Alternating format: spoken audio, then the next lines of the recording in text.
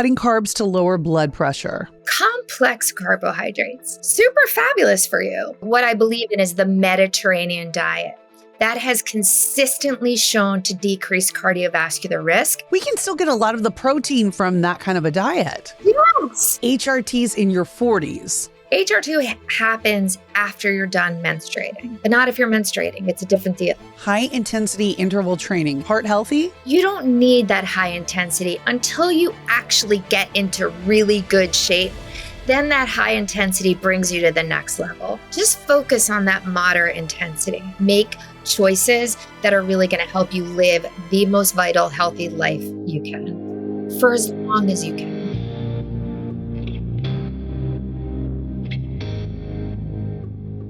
So this game is called Heart Smart or Heart Nope. So Heart Smart is you support it. Heart Nope is it's a myth or a waste of time or possibly even bad for you. Okay. The first one is taking 10,000 steps a day. I mean, heart smart, but yeah, good. Do it. 10,000 is the number we should hit. I mean, there's some controversy around it. But I would tell you, this is from a really long time ago, and that's kind of what we're saying is where our target might be a little less than that. I'm going to tell you this. The more you move, the better it is. And if we say 10,000 and we hit 8, awesome. If we say 8 and we hit 5, nope. So hold the bar higher. Right. You want to get above the 5,000. Right? Okay, good to know. Okay, red wine for heart health. Yeah, listen, I live in New York. When you ask people if they drink in New York, they're like, no, just a bottle of wine with dinner. Right? When you go anywhere else, maybe in California too, anywhere else in the country, do you drink? No means no, right? I think that, like everything, moderation becomes so important. And I think if you have a glass of red wine with dinner, nothing is going to happen to you. But that's not often what happens. And so it's really about moderation and understanding what's the best for you. I will tell you, there are people that drink red wine and the nitrates in the red wine, they're feeling foggy or stuffy or not well. Don't drink it. It's not good for you. And everyone is different. As we go through menopause, metabolism changes. Then that's a hard nope. Don't do it. But if you do, and it's a wonderful Friday, Saturday night, you want to have a glass of red wine, knock yourself out. Good advice. HRTs in your 40s. Well, again, everything in my land really comes down to this personalization and understanding who you are. If you're in your 40s and menstruating, it's not HRT that you would need. It's birth control pills, right? So HRT happens after you're done menstruating. What I will say is if you go into menopause in your 40s, it's early. It's early menopause. So being on hormone replacement, I would absolutely recommend it because early menopause leads to heart disease, osteoporosis. I mean, it's really, really hard on your body. So menopause in the 40s, yes, heart smart and healthy to go on hormones, but not if you're menstruating. It's a different deal. Okay, different deal. Magnesium for sleep. Magnesium is really, I love magnesium because it actually slows the heart rate down and actually prevents extra beats. So for women going through menopause who get palpitations, magnesium is really helpful. The marketing behind magnesium for sleep is just a branding marketing amazingness, because what it actually does is it impacts the heart and slows it down and it makes you feel calmer. Oh, interesting. That's why you can kind of lull to sleep maybe a little easier, right? Yes. Ah, okay. Good to know. Isn't that so cool? Yes. Another one of those small tips, right? Yes, yeah. I love that. And these kind of nutrients that maybe we don't talk about as much too, Right. Cutting carbs to lower blood pressure. Huh. That's interesting. Well, I'm not sure about So carbohydrates, depending, simple carbohydrates are high in sugars. And so that's not good for us. Sugars oftentimes leads to belly fat and leads to inflammation, and all of that will increase blood pressure. That being said, complex carbohydrates, things like quinoa, amaranth, spelt, like all of these like ancient grains, super fabulous for you. Decreases, and it actually improves sugar metabolism, decreases cholesterol.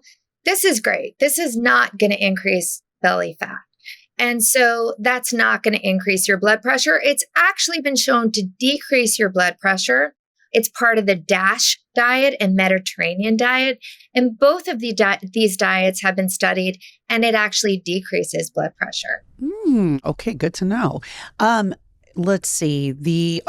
High intensity interval training, HIIT training, heart healthy? These are, you wish I would say, this was supposed to be a fast thing, right? And I'm like, I'd rather hear you like your expertise, so it's fine. I'm giving you like a 20-page synopsis. HIIT intervals for athletes is great. And I talk to women who've been like college athletes or training their whole lives, and they're like in their 50s and 60s, and they're killing it. And, for them, high intensity intervals are wonderful.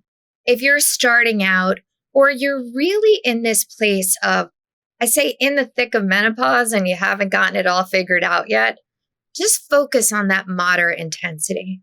You don't need that high intensity until you actually get into really good shape. Then that high intensity brings you to the next level. But really high intensity, it's just not good for you in that like icky phase. I just coined a new menopause term. Like in that icky phase. The icky phase. Like, we know this icky phase well. You know exactly what I'm talking about.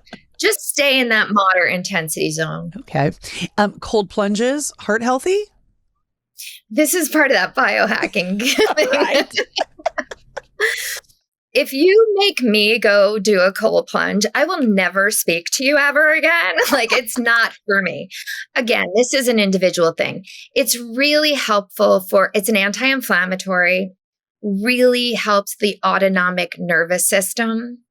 A lot of women I take care of have Raynaud's, which is spasm of the arteries in the fingers and toes, where their hands and feet get really, really cold in the cold. Have you heard of this? Yes, I've heard of that. Do not do a cold plunge. Like, no, right? So again, it gets back to this personalization. The concept for many, especially people that are working out a lot, anti-inflammatory, improves the parasympathetic nervous system. For me, nope. But for some, yeah, it could be great. Okay. Now rate these in order. The keto diet versus the plant-based diet for heart health. Is there one that's better? Plant-based. I will never change my mind. Really? So, okay, that's good to know. So no keto for heart health. It's got to be plant-based. Okay. So let's talk about this, because here I go again. It's really interesting because we talk about the education and what people are really pushing. And one of the things that's come up in the menopause community is really talking about high protein diets. Protein is so important for us, but there are different kinds of proteins. Saturated fats, what we get from, I always say it's like 2 eyes, 4 legs, a mother. That's a saturated fat, right? So that includes dairy products, because it comes from something with 2 eyes, 4 legs, and a mother, right? But that's also chicken, turkey, red meat, all of that. People think that chicken is good and better than red meat because it's lower in fat. It is still a saturated fat. So there's difference between high protein, things that we get from legumes, beans. I swear I live on chickpeas. I do not eat meat. I don't eat meat. I do eat fish. And so when I talk about high keto, we've got to really discuss what that means.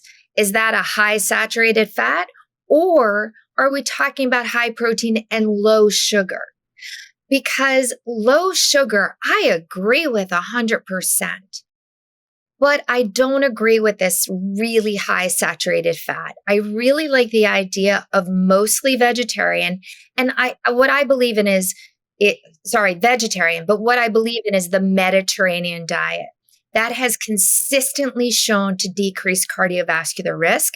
That's high in omega-3 fatty acids. So that's fish, olive oil, flaxseed, avocado, really good fats, complex carbohydrates, but really low in saturated fats and really, really low in sugars. That's a good point. Okay, so the hummus, and we can still get a lot of the protein from that kind of a diet. Yes. So I'm not really a cook, chef, anything. I just missed that gene and had no interest. So I actually get delivered to me a high protein vegetarian diet. And I am really getting like 20 grams of protein in an all vegetarian. And it's a lot of different kind of legumes, beans, like you mentioned, hummus, that sort of thing. And I make sure to get on my own fish and that omega-3 component. Okay, good. Okay, last one. Listening to your body over lab work. Oh, listening to your body is really interesting and can be potentially dicey. So, Okay, good to know. because when we talk about high blood pressure, we call it the silent killer. Sometimes you can't feel it. High cholesterol, you don't know.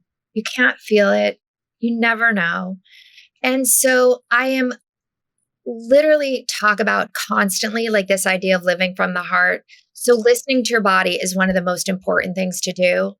But when you think about what is going to affect you the most that you might not know, it actually comes from the blood work. And I really, really want everyone to know you've got to know your family history. You have to understand that piece.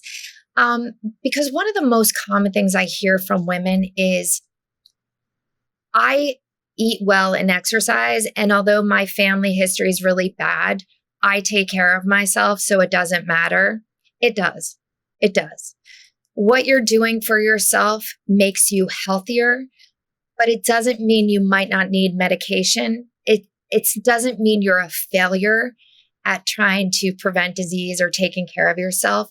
It's just sometimes those genes are so powerful that you can't get the cholesterol down and you might need medication. So how you feel, like demote your brain as CEO for real and listen to your heart in the most profound way, which is, what's the impact of these blood tests on my heart? Can I develop heart disease and all of those things, and make choices that are really going to help you live the most vital, healthy life you can for as long as you can.